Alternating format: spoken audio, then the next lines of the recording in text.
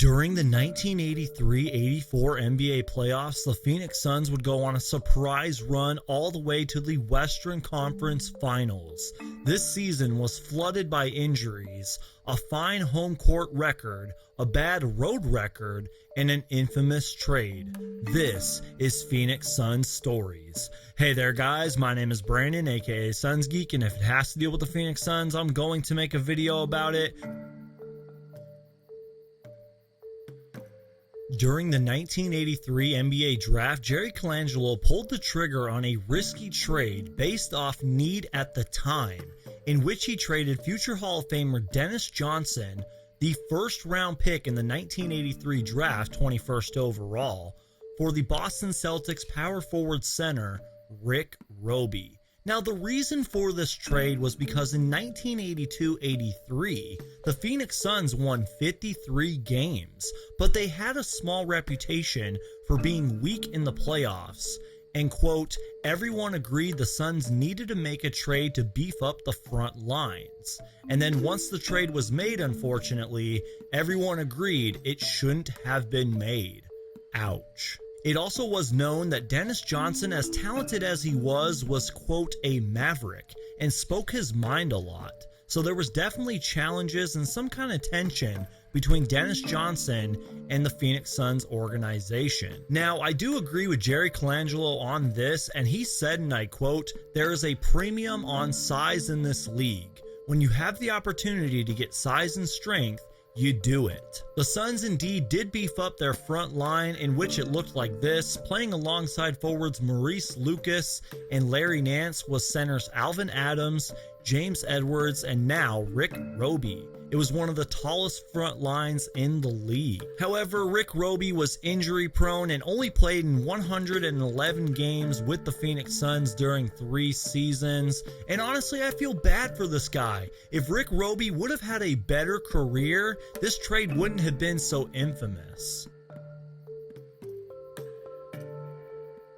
Up to this point in his career, Alvin Adams, who had averaged 14 points per game or better, seemed to struggle this season as he only started in 13 games and came off the bench early in the season, only playing in a total of 70 games, in which he would go on to average 9.6 points per game, 4.6 rebounds in nearly 20 minutes. And due to injuries all season, head coach John McLeod was forced to juggle his starters and continued this experiment with certain lineups. For 4 games, he had Walter Davis come off the bench, choosing to start Alvin Scott instead. Strangely enough, the Phoenix Suns would go 3-1 in those games, and Walter Davis averaged 13 points per game. The Phoenix Suns went 41-41 on the season. They ended up the 6th seed, and as I mentioned earlier in the video, the Phoenix Suns had a 31-10 home record, but were a miserable 10-31 on the road. As a late surge in April saw the Suns put together a 6-game win streak, which was the longest streak of the season, which helped them sneak into the NBA playoffs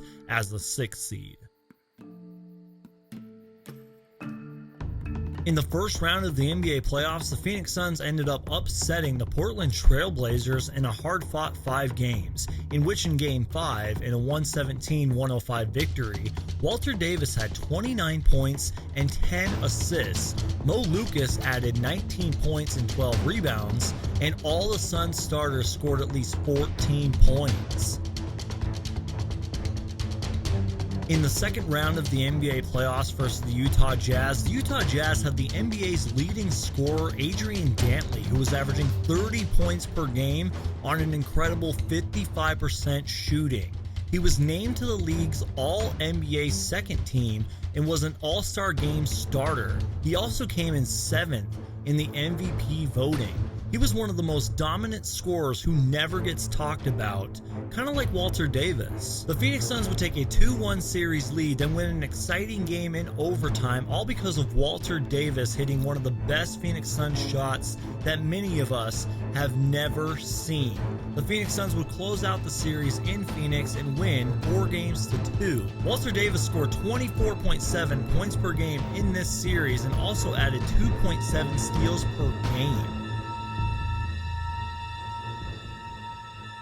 And as we head into the Western Conference Finals, let's talk about the Los Angeles Lakers in 1983-84 as they put up a great record of 54 wins and 28 losses. Ironically, the Suns actually won the regular season series against the Lakers 3-5.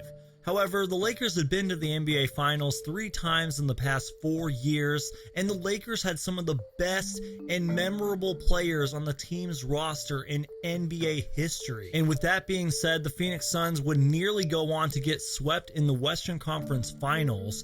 However, in Game 3, the Suns won in overtime 135-127 and would go on to win Game 5. They barely lost Game 6, which shows a lot about this team, as the Los Angeles Lakers would go on to the NBA Finals and eventually lose to the Boston Celtics and Dennis Johnson. And you guys, I'm quoting Fansided.com here, who wraps up this Phoenix Suns season perfectly as they say, and I quote, "The 83-84 Suns are rarely talked about in Suns history, and I guess part of me understands why.